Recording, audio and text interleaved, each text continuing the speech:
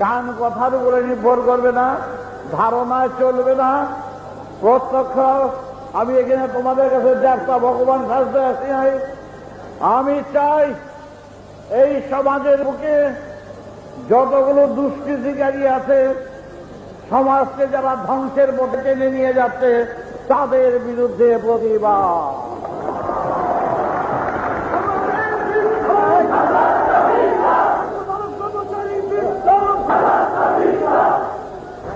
তাই